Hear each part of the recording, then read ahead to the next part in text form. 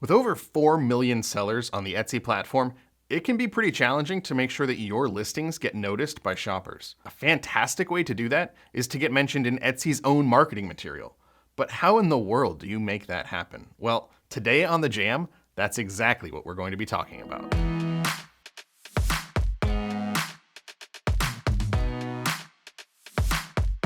What is up? Welcome to The Jam. I am Gordon from Marmalade. I am Richie from Marmalade.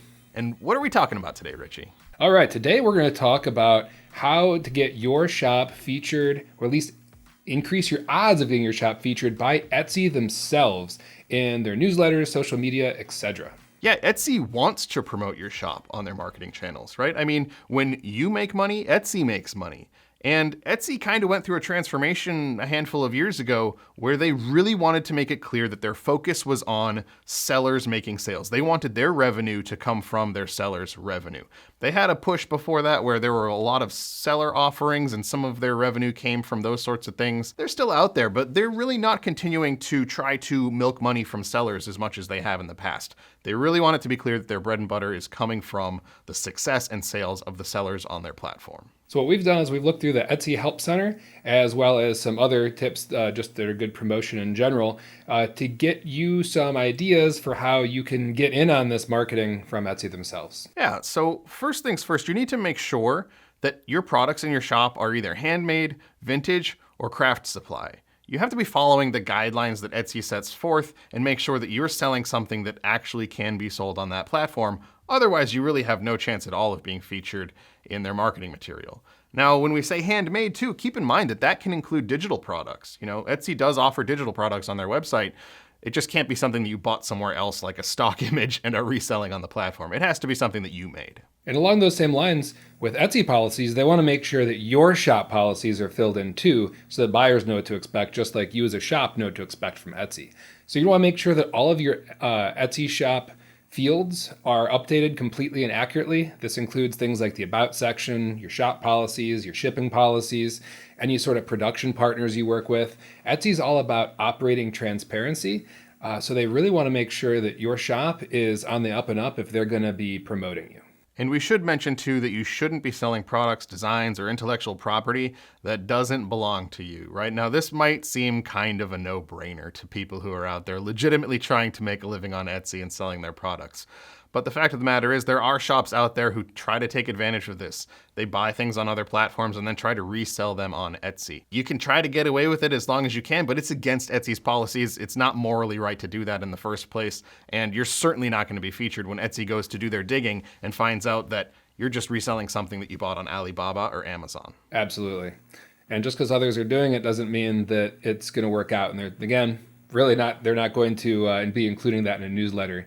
So avoid that. Also, avoid products that could be considered culturally insensitive. For more information on that, you can check out Etsy's prohibited items policy. So definitely steer clear of those. But basically, I mean, there's a lot of these things out there that, may have a niche market and someone might find it inappropriate or insensitive. And sure, there's going to be people that are going to buy it, right? But if you're looking to get promoted in Etsy's newsletters, social media, stuff like that, you need something that's going to be suitable for a mass audience. What about things that are not safe for work? So while Etsy doesn't really specifically mention this in their handbook, it's pretty unlikely that they're going to be including things that are designed for mature audiences in their public marketing and their promos. Obviously, they're okay with it being on their platform, but if you're looking to get featured, you should be sensitive to that and maybe understand that your products that might be designed for more mature audiences have less of a chance of being featured in a public marketing campaign that Etsy is going to be running. And something else that, of course, you should be doing anyway is keeping your shop in good standing by replying to messages quickly and at all, shipping on time, and getting good reviews. Etsy definitely wants to keep track of shops that are, really best in class as far as being on Etsy, and also they're going to avoid sending a lot of traffic to shops that aren't keeping up, right? And we've heard this before.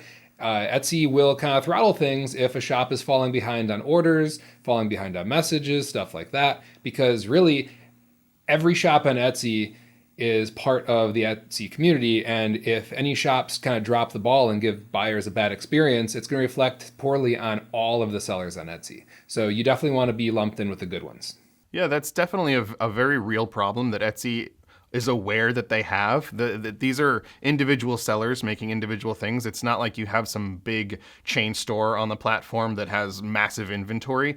This is something that Etsy is very sensitive to. And, I think they do a pretty good job of trying to work hand in hand with sellers to make sure that you're not being overwhelmed by the number of orders and you're not getting behind and not being able to fulfill things in time. Now, they also just announced a star badge that sellers can get if they meet some criteria. And these are directly in line with the things that they want to see sellers doing in order to achieve that star badge. So as of now, you can go into your shop settings on Etsy and you can see how close you are to attaining that. And it serves as a really good kind of benchmark to see how Etsy sees your shop and the things that you could be improving to, really make sure that your stuff is up to snuff to the point where you could be featured in some of their marketing stuff. This is all fantastic stuff, right? Now, these are kind of things that you're not going to get featured if you are breaking any of these rules.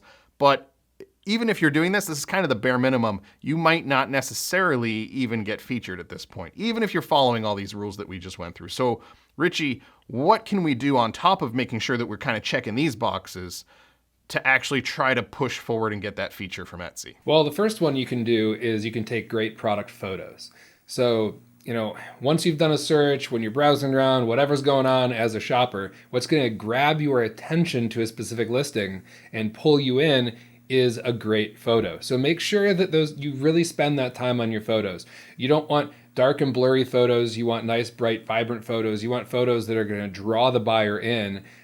They want to see more of them. They want to see it from different angles. So really pay attention to those photos. Yeah, another thing you could do to maybe give yourself a leg up in getting featured is being active with the Etsy community. Etsy has said before that the whole is greater than the sum of its parts. And I really think that they believe this is true. It's what their company is based on. They're bringing a bunch of sellers together onto a single platform where they can all work together and satisfy a bunch of shoppers' needs, and instead of everyone having to go it on their own, right? And so being active in the Etsy community, answering people's questions in the forums, being productive, the forums can kind of be a negative place sometimes, a little bit of a swamp if you've been there before. So anytime you can jump in there and offer something productive, you're going to be making someone's day at least a little bit better. Now, whether or not this will actually get you noticed by the team on Etsy who is putting together marketing material, we don't know, but it certainly can't hurt. And I'd say the big takeaway there is positive, right? Because if they're looking at it also and you're negative about Etsy, that's going to stick out as well. So put on your smiles, be positive if you're going to engage in there. I want to take a moment to thank you for tuning in to the Jam by Marmalade. Marmalade helps guide you to keywords that real Etsy shoppers are using so you can get more sales doing what you love. Check out Marmalade in the link in the description or at marmalead.com. And next, something we talk about a lot is optimizing your SEO. So Etsy themselves will be using search to browse listings for their marketing. If they're looking for products that fall into a specific category and with specific keywords, they're going to be using search to find those. So again, they're going to search, they're going to be looking for the great photos, and that combination should really help you increase your odds of actually getting featured. There you guys go. There's some tips you can follow outlined by Etsy themselves and a couple bonus tips from us about what you can really do to take yourself to that next level. You'll be on your way to increase chances of getting featured in Etsy's marketing channels. But be careful what you wish for, because you might find yourself featured in an Etsy email and then you won't even know what to do with all the sales that start flooding in through the doors. That's a whole nother problem and a whole nother jam. But we will see you guys next time on The Jam.